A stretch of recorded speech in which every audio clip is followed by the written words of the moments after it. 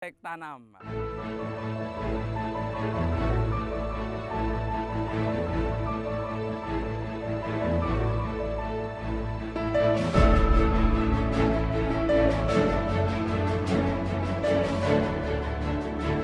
Ya, jadi di SRI organik itu untuk tanam itu adalah prinsipnya yang pertama itu adalah tanam tunggal satu saja ya seperti itu ya. Bibit muda maksimum sampai 12 hari setelah semai. Ditanamnya dangkal ya, akarnya harus horizontal. Nah, ini di sini. Kemudian kita kunci supaya akarnya agak jauh lebih kuat pada saat misalnya nanti ya ada air berlebih atau ada angin kencang. Nah, seperti itu saja. Nah, kenapa harus bibit muda, Bapak Ibu? Karena dengan bibit muda ini potensi anakan, ya potensi tumbuh dari bibit ini akan sangat besar sekali. Kenapa harus tunggal? Ya, tidak boleh 2, tidak boleh 3. Karena dengan tunggal tidak akan terjadi persaingan nutrisi di lahan. Seperti itu, Bapak Ibu ya.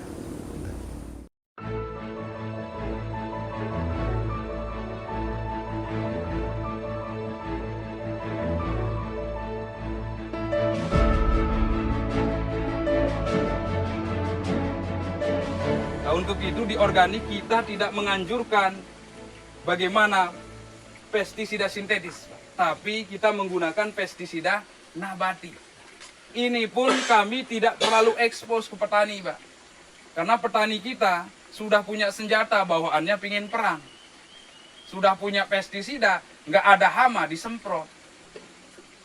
Dan banyak beredar pestisida sintetis di kita yang kata petani nggak efektif. Sebenarnya petani kita yang kurang konsisten. Banyak nggak di, yang penting bagi penjual itu, ini Pak bagus buat hama, bagus buat hama. Tidak dikasih tahu ke petani kapan waktu efektif untuk nyemprot. Petani kita gendong hand sprayernya jam 9 ke sawah. Nyemprot racun. Lagi nggak ada hama disemprot. Sehingga petani bilang, Pak nggak ada yang mati. Gimana mau ada yang mati? Karena hama lagi pergi. Efektif nyemprot itu di bawah jam 7. Petani kita belum bangun. Pagi-pagi Bu, ketika hama masih ada di situ, masih belum terbang, lagi makan atau lagi sarapan, atau nanti setelah jam 3, jam 4, jam 5 sore. Itu baru efektif karena sifat pestisida itu kan harus kontak. Nah, petani kita jam 9 keluar ke sawah nyemprot lagi nggak ada hama. Percuma. Sehingga orang luar negeri mengeluarkan perkat. Dia bilang, petani bilang, ini Pak nggak efektif. Sebenarnya bukan nggak efektif racun itu. Tepat waktunya yang tidak efektif. Mengeluarkan perkat. Pestisida dicampur dengan perkat. Supaya kena hujan pun tahan lama racun itu nempel. Kita makan. Nah, jadi pestisida itu ada sintetis, ada nabati, ada yang hayati. Yang hayati itu biasanya dari hewan, jadi pemeliharaan agen hayati. Tapi kita sekarang membuat dari pestisida nabati. Jadi untuk nabati ini juga sebagai alternatif terakhir bagi petani. Kalau ada hama, semprot. Kalau tidak ada, mending semprot pupuk cair. Jangan sampai nggak ada hama disemprot. Ini sebagai alternatif terakhir. Karena sifatnya baik sintetis, nabati, atau hayati, tetap membunuh pestisida itu. Karena pes itu hama, kan sida itu racun, racun hama. Hingga kami bagaimana ngajak petani memahami prinsip-prinsip atau karakteristik daripada bahan yang akan kita buat sebagai pestisida nabati. Caranya sama dengan membuat mol, cuman bedanya ini tidak dikasih gula dan tidak menggunakan air cucian beras. Ini menggunakan air biasa tok, nggak ada yang lain. Dan ini kalau mol tadi 10 sampai 15 hari fermentasinya, kalau ini 2 jam sampai 24 jam paling maksimal. Maksimal 24 jam. Lewat dari 24 jam, ini sudah tidak ada toksiknya. Disemprot ke hama, joget-joget dia Pak. Malah tanamannya tambah bagus. Itu nanti lengkuasnya plus daunnya atau? Semuanya Pak. Nah, baik sekarang kita Mas, jadi untuk bikin pestisida nabati ada 3 kunci yang perlu diingat, Pak. Jadi hama itu sama seperti kita, punya indera juga, punya rasa juga. Jadi 3 karakteristik ini. Yang pertama, cari bahan yang rasanya pahit. Itu bisa untuk pestisida nabati. Yang rasanya pahit, contoh biji mahoni, Pak. Kulit mahoni, daun sirsak. Itu rasanya pahit. Daun sirsak. Itu pahit. Oh, baik, yang rasanya pahit, Pak. Ini bisa mengatasi hama, salah satu contoh belalang. Nah, kemudian sekarang tadi rasanya pahit, kemudian yang rasanya panas. Seperti jahe, lengkuas, kemudian cabai, ya, kemudian bawang putih. Ini rasanya panas, Pak. Ini bisa mengendalikan hama yang suka di daerah lembab. Salah satu contoh, wereng. Kemudian mungkin ibu sering di bunga ada kutu-kutu yang putih. Itu semprot dengan yang rasanya panas. Ya, semprot yang rasanya panas. Kemudian yang ketiga, kunci yang ketiga adalah yang baunya menyengat. Baunya tidak enak. Salah satu contoh, jengkol, mengkudu, peti. Ini bisa mengatasi hama tikus. Karena tikus tidak suka bau-bau yang tidak enak. Nah, untuk cara pembuatannya, ini sekarang tinggal diekstrak, Pak. Ya, contoh, sekarang kita ekstrak, Pak. Jahe merah. Jahe merah, lengkuas. Nah, ini boleh dicampur jadi satu, Pak. Ya, di mix. Kemudian ada serai juga. Ya. Ini kenapa kami tampilkan yang rempah-rempah ini? Karena ini banyak di dapur. Tapi kalau di petani banyak sekali daun-daunan yang mempunyai karakteristik 3 tadi, Pak. Pahit, pedas, dan baunya menyengat atau baunya tidak enak. Karena cukup dikeluarin karakternya saja. Iya, dikeprek aja, Pak. Seperti ini. Nah.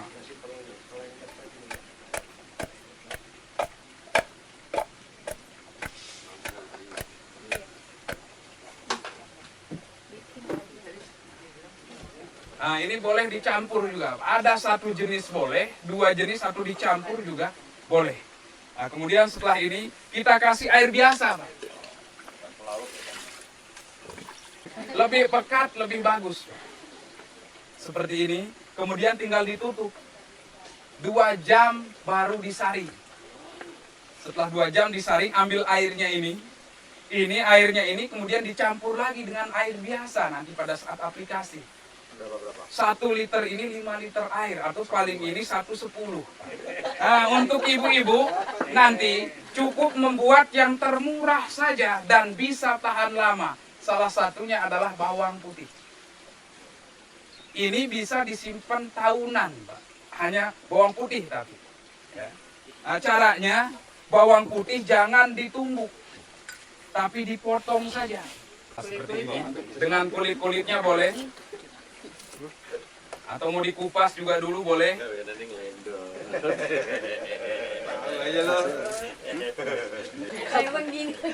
Nah, seperti ini. Atau nanti kasih 1/3 dari wadahnya. Tinggi bawang putihnya. Kemudian kasih air. Air biasa, Pak, jangan air laut. Susah nyari air laut, Pak. Nah, seperti ini, Pak. Nah, setelah seperti ini boleh ditutup. 2 jam boleh digunakan, 24 jam juga boleh digunakan. Khusus bawang putih, jadi dipotong-potong, jangan ditumbuk. Ini bisa dipakai 6 bulan sampai 1 tahun. Ya, jadi setelah ini diamkan 2 jam sampai 24 jam. Setelah itu mau pakai nyemprot, ambil airnya saja. Kemudian ini kan turun ke bawah. Nah, kasih ulang, isi ulang lagi. Terus ambil airnya, isi ulang kembali. Sampai batasnya, sampai ini akan hancur jadi itu. Ya, jadi ampasnya. Nah, ya. Iya. Jadi ini bisa dipakai 6 bulan sampai 1 tahun ini irit.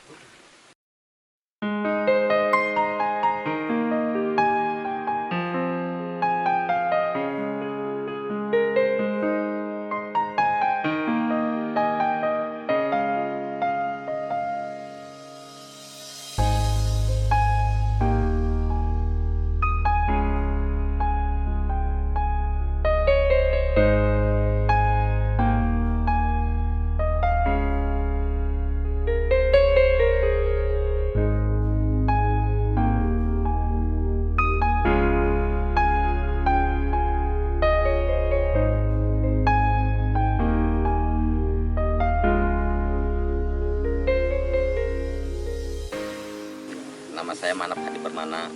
Saya sebagai Ketua Gapoktan Mitra Tani yang ada di Desa Tambak Jati. Gapoktan saya ini membawahi 11 kelompok tani yang ada di Desa Tambak Jati ini dengan luas areal kurang lebih 800 hektar. Nama saya Haji Arun dari kelompok Ciginen, Desa Tambak Jati, Kecamatan Patung Besi, Kabupaten Subang. Dengan ini adanya program SRI sangat menguntungkan para petani. Terima kasih. Nama saya Asum Sudarso, pangkat Kapten Infanteri. Ya, tugas saya di Kodim 0605 Subang sebagai jabatannya adalah Pasiter Kodim 0605 Subang. Nama saya Budi Supriyadi, jabatan Ketua Kelompok Tani Sariwangi 1, bergabung dengan kelompok Sarinah. Saya Neneng Tia Sofia, THL TBPP Angkatan 2008 yang bertugas di UPT Wilayah Pacet, mendampingi kelompok organik Sarinah dari tahun 2009. Alhamdulillah dengan adanya program SRI, penghasilan para petani lebih meningkat dan lebih sejahtera. Dengan tanam bibit muda itu sangat memudahkan pengolahannya. Selain anakannya cepat banyak, itu sangat meringankan untuk pupuk. Sri organik itu muda, umur bibit 7-10 hari. Tunggal ditanamnya artian satu batang. Dangka tidak terlalu dalam ditanamnya karena padi itu akar serabut ngambil nutrisinya dari atas. Terus horizontal. Jadi akar itu seolah-olah letter L dengan tanah dengan pohon.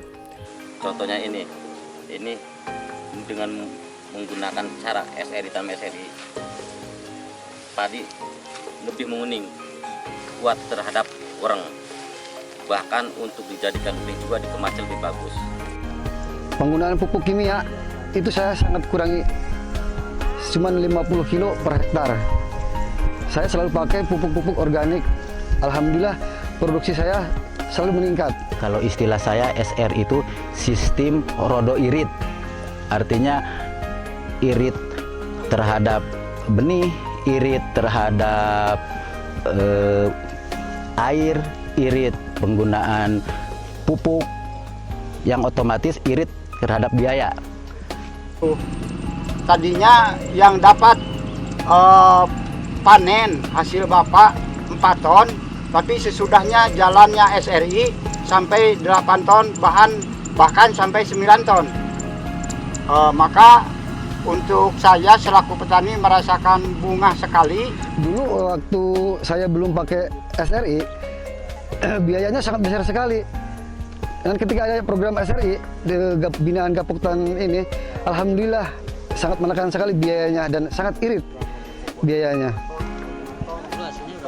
Kalau dulu pakai kimia cuma 6 ton per hektar. Sekarang ketika pakai organik itu mencapai 9,5 ton. Untuk meningkatkan daya pertahanan pangan di Kecamatan Ciparai, mungkinan tadinya menerima atau hasilnya 5 ton, 4 ton, sekarang hasilnya sangat melimpah atau sangat untung sekali sampai mencapai 8 ton per 1 hektar. Waktu pertama saya ke sini, kelompok ini produksi padi masih rendah, dari 4 ton. Kemudian setelah adanya pendampingan dari penyuluh, maka produksi terus meningkat dari tahun ke tahun. Sekarang udah 8,4 ton. Terus hasil produksi tinggi ya, lebih tinggi dari karena anakannya lebih luas, terus itunya lebih bernas-bernas gabahnya. Proyek SRI itu juga sangat menguntungkan bagi kami, mendidik petani untuk lebih mandiri. Lebih mandiri karena pembuatan pupuk organik cair maupun organik padatnya dibikin sendiri. Gapok Tani Simpatik atau Gabungan Kelompok Tani Sistem Pertanian Organik Kabupaten Tasikmalaya didirikan tanggal 29 November 2008 sebagai wadah pemasaran dari kelompok-kelompok yang sudah budidaya organik sejak tahun 2000-an. Adapun produktivitas yang rata-rata yang kita hasilkan sebesar 7 ton per hektar. Ya memang dari awalnya sih kita sulit Pak ya, karena dengan pupuk SRI ini kan memang pemupukan, pengolahannya juga lain dengan yang pakai kimia Pak ya. Karena harus di setiap 10 hari kita semprot mol, kita kasih istilahnya di pembersihan gulma itu Pak. Orang sini bilang luluduk lah, diluluduk gitu. Jadi memang agak sulit, tapi pelan-pelan kita insya Allah masyarakat juga nanti akan lebih paham gitu Pak.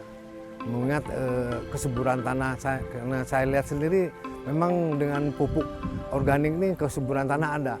Contohnya di sini kami bedakan ya, kalau yang pakai kimia itu begitu hujan seminggu aja nggak hujan tuh cepat kering Pak. Tapi kalau dengan kami yang sekarang nih seminggu 2 minggu masih kalau bunyi itu kayak beb gitu Pak ya. Kami kan awam ya karena soal petani itu. Jadi itulah perbedaannya. Jadi biarpun 2 minggu nggak hujan ya masih persediaan air masih ada di bawah itu Pak. Adapun ekspor perdana kita pada tanggal 26 Agustus 2009 itu ke Amerika sebanyak 20 ton. Sejak ekspor perdana pada bulan Agustus 2009 itu sampai dengan saat ini di April 2015 kita sudah ekspor 39 kali ke 8 negara. Amerika, Malaysia, Jerman, Belgia, Belanda, Italia, Singapura, dengan Uni Emirat Arab. Bukan hanya dari kelompok tani organik Sarinah, tapi kelompok-kelompok lain untuk ikut menerapkan budidaya cara SRI. Sehingga setelah melihat keberhasilan dari organik Sarinah, kelompok-kelompok lain sudah mulai ada yang tertarik untuk ikut ke dalam bergabung dalam kemitraan ke kelompok organik Sarinah. Ada penambahan kelompok baru yang akan disertifikasi, 4 kelompok baru di Kecamatan Manunjaya dan 6 kelompok lagi ada di Kabupaten Garut. Kemungkinan kalau ini sudah lolos disertifikasi tahun ini akan bertambah petaninya mungkin sekitar 1000-an orang dan jumlah hektarannya sekitar 160-an hektar. Dan untuk rekan-rekan petani semua, khususnya di Tasikmalaya, umumnya di Indonesia, ayo kita berorganik. Organik itu sehat, organik itu membuat alam lestari, organik itu subur, organik itu menguntungkan.